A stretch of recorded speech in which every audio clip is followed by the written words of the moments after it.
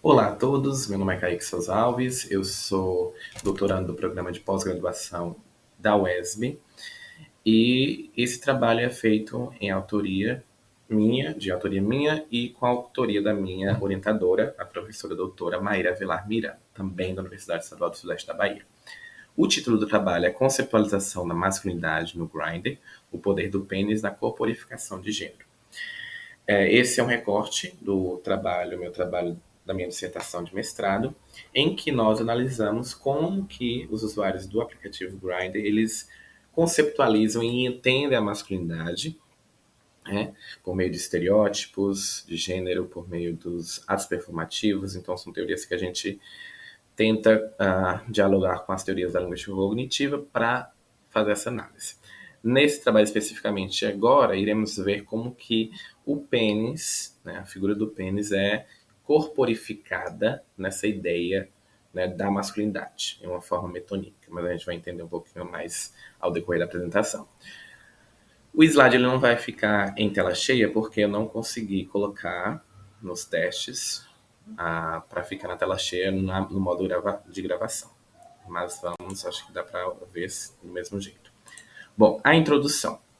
O objetivo do trabalho é, de fato, investigar como os usuários do Grindr utilizam os recursos multimodais do aplicativo para expressar as ideias e estereótipos relacionados à masculinidade. Ou seja, a gente analisa, né, os artefatos multimodais especificamente para ver como que eles funcionam, se eles corroboram com a ideia, né, corroboram a ideia da parte verbal, ou se eles possuem significância, né, própria, e de que forma esse significado é construído. A hipótese é que os usuários utilizam os emojis, principalmente, o foco é mais nos emojis nessa apresentação, para a relação metonímica entre masculinidade e o tamanho do pênis. Ou seja, o pênis tomar, às vezes, né, como um próprio discurso pelo emoji, para retomar a questão da masculinidade, para retomar a questão da posição sexual ou de preferências sexuais específicas. O corpus ele é formado por 20 perfis do Grindr. Na dissertação de mestrado, a gente divide esses perfis entre duas categorias. A primeira categoria são os perfis que fazem menção, né, à masculinidade padrão, estereotipada. E a segunda categoria, os perfis que vão contra esse padrão, né, proposto e visualizado no Grindr. Por questão de tempo, nessa apresentação vai focar só nos perfis, na discussão dos perfis que fazem menção a essa masculinidade padrão, justamente porque são os perfis que a gente tem mais interesse em saber como que esses estereótipos, esses ideais de masculinidade são construídos, já que esses perfis que vão contra os padrões, eles são mais abertos para entender sexualidade no plural, né? Para início de conversa, então, trouxe algumas considerações que eu acho interessantes para o trabalho. A primeira é de Ferrari, 2014, que ela fala que é o seguinte, que nosso conhecimento cognitivo ele é compartilhado culturalmente, né? Ou seja, a gente aprende ele através da cultura, através da experiência com o mundo, né? E essa experiência, ela é corporificada, ou seja, o nosso corpo, né, está experienciando, e essa experiência com o mundo e com a sociedade e com a cultura, ela muda o nosso corpo também, né? Então, essa é uma ideia interessante da linguística cognitiva, de pensar a mente como sendo uma mente corporificada, justamente porque dá para fazer essa interface como que a Butler ela entende gênero de uma forma corporificada, já que os atos performativos, né, que são parte da linguagem, né, que são frases, essencialmente, elas mudam e constroem culturalmente, né, o nosso corpo, desconstruindo o corpo, né, natural e reconstruindo o corpo em um corpo de gênero, que deve agradar a sociedade e é sempre vigiado, né, e punido se foge dessas regras, né, e desses atos que devem ser performados. Outra consideração é de Souza Júnior, em que ele fala sobre a questão dos emojis e como que eles podem se formar uma expressão de semiótica do desejo, já que eles são usados essencialmente para a projeção do desejo online, né? Aliados a atos performativos, ou até mesmo substituindo substitutos semióticos da linguagem verbal, que simulam desde práticas e preferências sexuais a relações emocionais e atitudes do falante. Já seguindo para o arcabouço teórico de forma mais profunda, a gente começa então com a Judith Butler, com duas considerações essenciais para o nosso trabalho.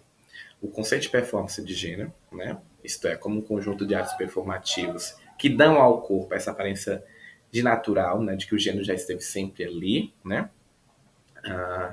E a questão do desejo, entender o desejo não como um desejo físico, biológico, mas sim um desejo condicionado à cultura e às visões históricas do corpo e do gênero, que muitas vezes, mesmo na comunidade gay, estão relacionados a padrões heteronormativos.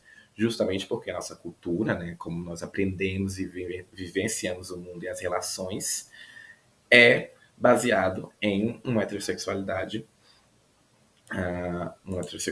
compulsória. Né? Oh, desculpa aqui, gente. Oh, meu Deus. Infelizmente deu um probleminha aqui, gente. Quadrinho uma janela que estava abrindo. Mas eu vou voltar aqui. Então, voltando. Então, essas duas considerações de Butler são os pontos-chave para a nossa apresentação. Já na parte da linguística cognitiva, a gente tem alguns conceitos importantes do Lakoff.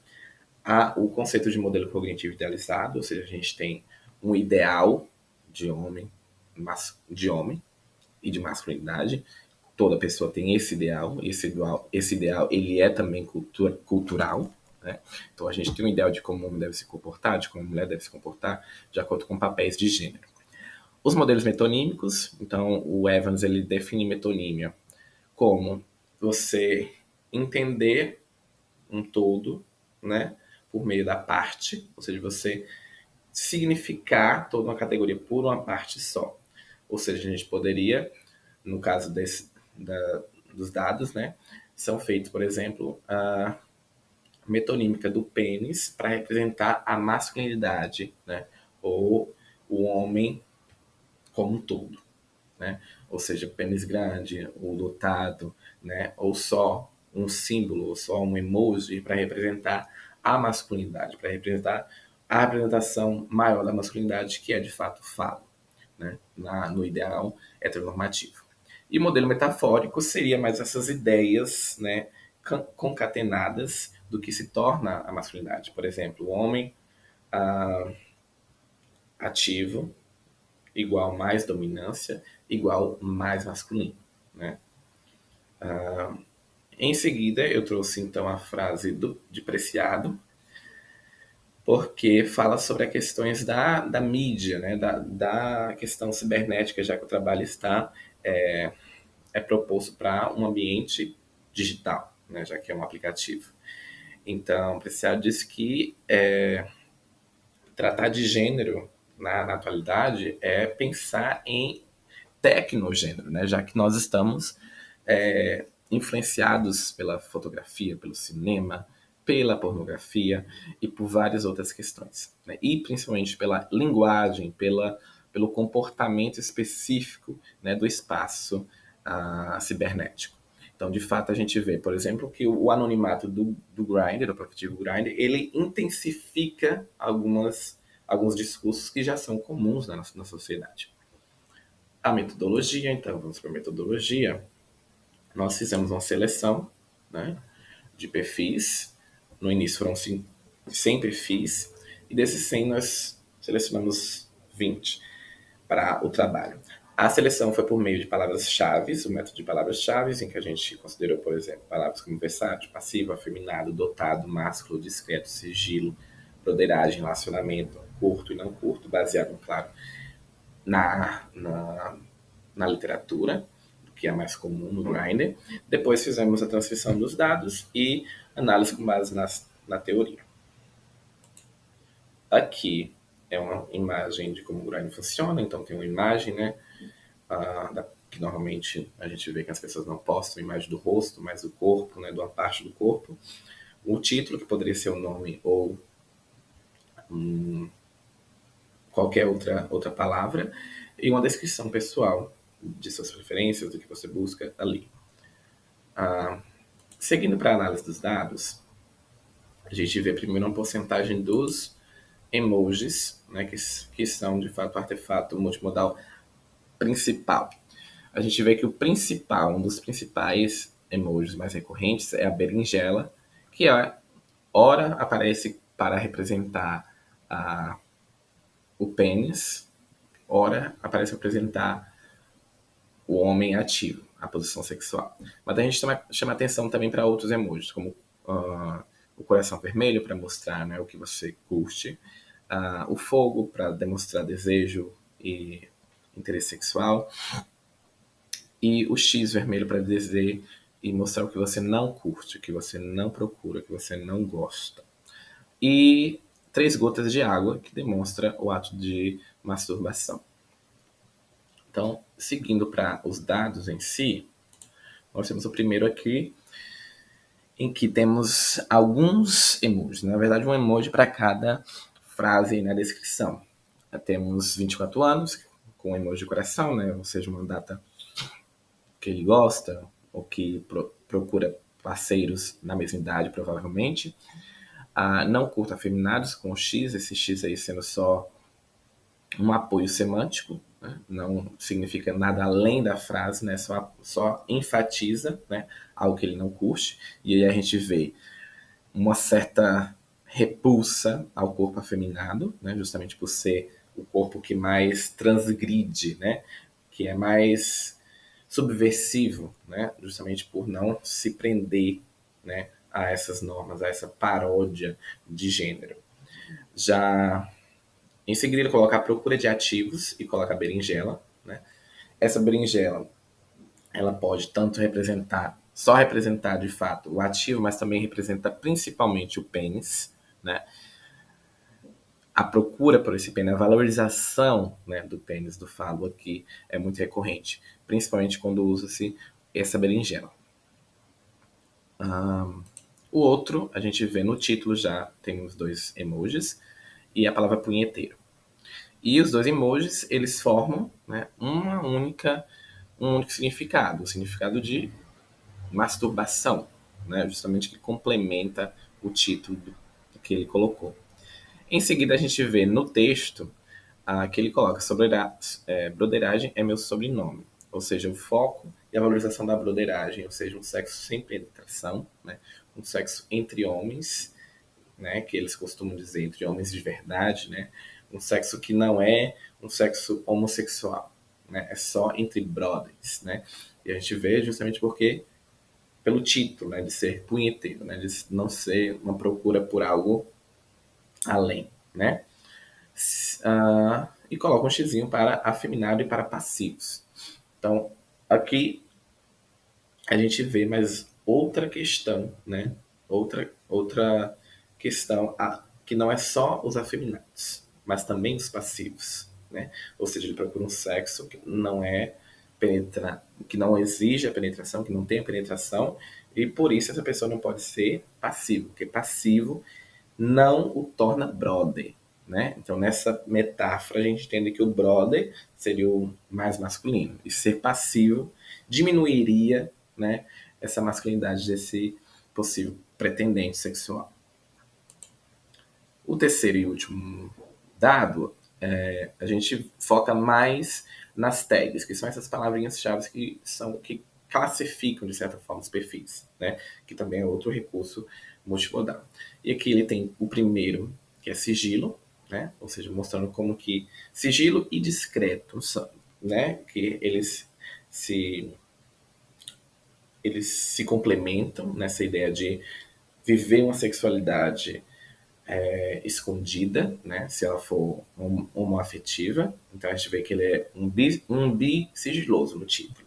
Ou seja, vive, né, mesmo assumindo ser bissexual, essa relação homoafetiva, né, ela é privada para esse ambiente, né, anônimo do Grindr, de relações que deve se manter o sigilo e a descrição para manter uma imagem na sociedade de um homem masculino, um homem que não tem relações com outro homem, né? E a penúltima tag, que é dotado, né, que a gente vê já verbalmente, né, essa autoafirmação de ser dotado ou de procurar alguém que seja dotado, né? Então vai mais para a valorização, vai muito além da só valorização do falo, mas a valorização do falo grande como um, uma metonímia para ser mais másculo, né, mas ser mais homem. Partindo para as considerações finais, nós podemos concluir o seguinte, né? Que os emojis, né? Nos emojis a gente constata, desculpa, né? Que é o recurso mais utilizado e ele aparece no corpo da descrição, né, ou no título, não havendo uma padronização de posição do emoji. E o mesmo acontece com o seu conteúdo semântico, né, que eles podem complementar informações presentes no conteúdo verbal ou aparecerem como informação principal, sendo ou não complementos pelo conteúdo verbal. Os emojis são recorrentes e têm um sentido direto e com objetivos semelhantes, sendo quase sempre relacionados ao corpo e ao sexo, né? Ou seja, essa questão corporificada da masculinidade ela é muito visível, né, nos emojis também. E eles são usados, né, para fortalecer a questão da heteronorma, o que acaba prejudicando como que as performances sexuais, como que a vivência sexual no ambiente, ela fica restrita a uma vigilância de como que você vai se comportar, se você vai ser discreto, se você vai ser assim ou assado. E isso, segundo Butler, né, na afirmação dela, de que essa divisão, né, do gênero inviabiliza os sujeitos de vivenciar sua sexualidade de forma ampla, né? Ou seja, a sexualidade imposta ali, né, a vigília e também a grande quantidade desses perfis acaba que inviabilizam os perfis de afeminados, inviabilizam os perfis de pessoas que estão fora desse padrão e que acabam se comportando para ser aceito, para ser desejado, né, para se encaixar nesse modelo de desejo.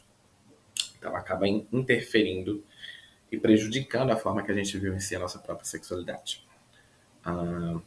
Essas são as nossas referências, os nossos agradecimentos. Gostaria de agradecer à minha Universidade Estadual do Sudeste da Bahia, ao Programa de Pós-Graduação em Linguística, à minha orientadora Maíra Avelar, ao evento, o Colóquio de Raça e Intersexualidade, o quinto, por possibilitar, né, que a gente apresente trabalhos como esse, por também trazer discussões tão importantes para a nossa comunidade, principalmente nesse mês, que é o mês do orgulho LGBTQIAPN+, e agradecer também a presença aí para quem ficou até agora ao fim da apresentação. E desculpa qualquer problema técnico. Esse é meu contato de e-mail, caso tenha alguma dúvida. Eu vou terminar a apresentação aqui. E obrigado a todos.